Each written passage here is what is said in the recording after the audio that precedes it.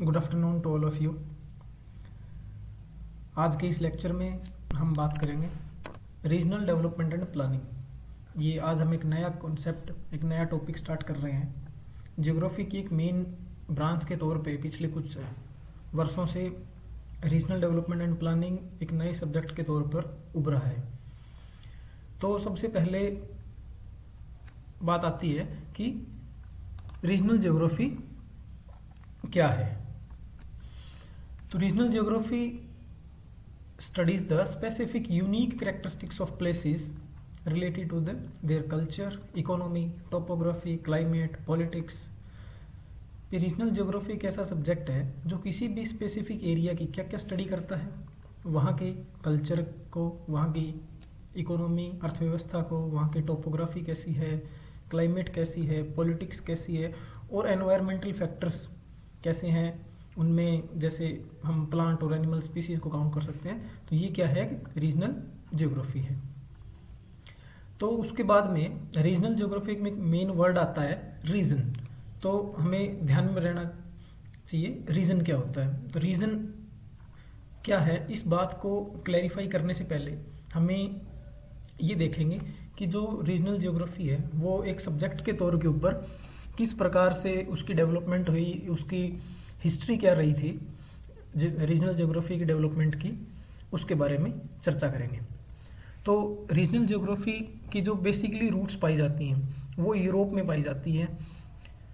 और मेन जो फ्रेंच विद्वान थे, एक विडाल डी ला ब्लास, जिसके बारे में हमने अपने +1 +2 की बुक्स के अंदर भी पढ़ाई होगा। +2 की जो ह्यूमन ज्योग्राफी है उसके फर्स्ट चैप्टर में विडाल डी ला ब्लास का जिक्र आता है। उसके बाद में 19th सेंचुरी के अंदर विडाल डी ला ब्लास ने अपना एक आइडिया मिलियू एंड पेज नाम से अपना एक आइडिया पेश किया। The milieu was the natural environment and pays was the country और local region. Regional geography United States में भी डेवलप हुई और यूरोप में भी डेवलप हुई। वो मेनली जो थी वो वर्ल्ड वॉर 1 और वर्ल्ड वॉर 2 के बीच में हुई, यानी कि हम कह सकते हैं 1918-19 के बाद जब वर्ल्ड वॉर 1 ख़त्म हो गया और 1939 में जो वर्ल्ड वॉर 2 स्टार्ट हुआ, उसके बीच का जो पीरियड था उसमें रीजनल ज्योग्राफी यूनाइटेड स्टेट्स और यूरोप के क्षेत्र में एक सब्जेक्ट के तौर पर उभरी। उसके बाद में 1920 और 30 में जो ज्योग्राफी है वो एक रीजनल साइंस के तौर पर उभर कर आया। जैसा इसमें लिखा है, geography become a regional science concern with why certain places are similar और different, what enables people to separate one region from another. ऐसा कि एक क्षेत्र को दूसरे क्षेत्र से अलग करने की एक जो रीजनल साइंस के तौर के ऊपर ये उभरा, इस प्रैक्टिस को नाम क्या दिया गया, एरियल डिफरेंशिएशन। उसके बाद में इसी बात को आगे बढ़ाते हुए यूनाइटेड स्टेट्स के अंदर Carl Sauer and his Berkeley school of geographic thought ने रीजनल ज्योग्राफी की डेवलपमेंट को वेस्ट कोस्ट के ऊपर डेवलप करने में एक इम्पोर्टेंट रोल प्ले किया। और इसी टाइम में रीजनल ज्योग्राफी को रिचर्ड हार्टसन ने भी स्टडी किया, जो एक प्रसिद्ध जर्मन विद्वान है। उन्होंने 1930 के टाइम में फेमस विद्वान एल्फ्रेड हेटनर ने भी रीजनल ज्योग्राफी के अंदर अपना कंट्रीब्यूशन दिया। उसके बाद में आता है कि the economic region was the main focus of regional research from 1930 to 1970s। 1930 से लेकर 1970 के बीच का जो दशक था उसमें रीजनल ज्योग्राफी में मेनली जो कंसर्न रखा गया, मेनली जो ध्यान जिस विषय के ऊपर दिया गया वो था इकोनॉमिक रीजन के ऊपर।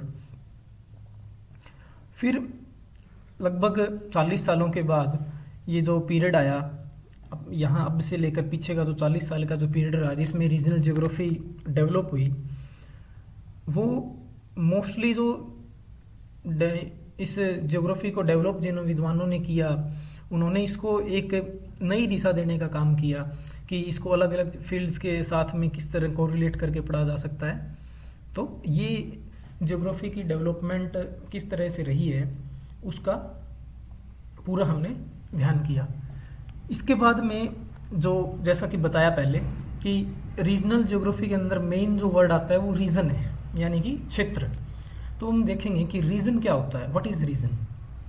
A region is defined as a part of the Earth's surface with one or many similar characteristics that make it unique from the another area.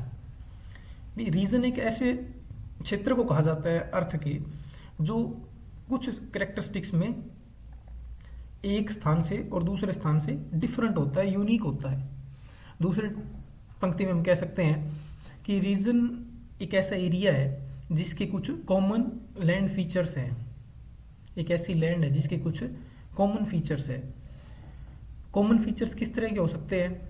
जैसे कि वहाँ की क्लाइमेट हो सकती है, नेचुरल रिसोर्स हो सकते हैं, वाटर बॉडीज हो सकती है, या लैंडफॉर्म हो सकते हैं। तो रीजन को डिफाइन करने के लिए कुछ विद्वानों ने इसकी डेफिनेशन दी, जैसे कि जॉर्ज के according any portion of the earth surface where physical conditions are homogeneous is concerned as region. George कहते हैं कि अर्थ का एक ऐसा सरफेस जहाँ की फिजिकल कंडीशंस क्या हो, होमोजीनियस हो, यानी कि एक जैसी हो, सेम हो, उस रीजन को हम क्या कहेंगे, उस चीज़ को हम क्या कहते हैं, रीजन कहते हैं, क्षेत्र कहते हैं। उसके बाद में टेलर ने कहा the region is an unit area of the earth surface. फिर F.J. मॉन्कहाउस ने एक अपनी डेफिनेशन दी, उसमें उन्होंने रीजन को कैसे एक्सप्लेन किया। Region is an unit area of the earth surface differentiated by its specific characteristics. Region एक ऐसा यूनिट एरिया है जो अर्थ सरफेस का, जो अन्य क्षेत्रों से अलग है अपनी कुछ खूबियों की वजह से, अपने कुछ स्पेसिफिक कैरेक्टरिस्टिक्स की वजह से। तो ये जो डेफिनेशंस हैं हम इनको अपने अकॉर्डिंग सेट कर कर नहीं लिख सकते। जैसा जिस विद्वान ने कह दिया है वो डेफिनेशन हमें अधूरी लगती है या पूरी लगती है, वो बात महत्वपूर्ण नहीं है। उस विद्वान ने उस समय के हिसाब से जो डेफिनेशन दी है, हमें उस डेफिनेशन को एज इट इज़ लिखना पड़ता है।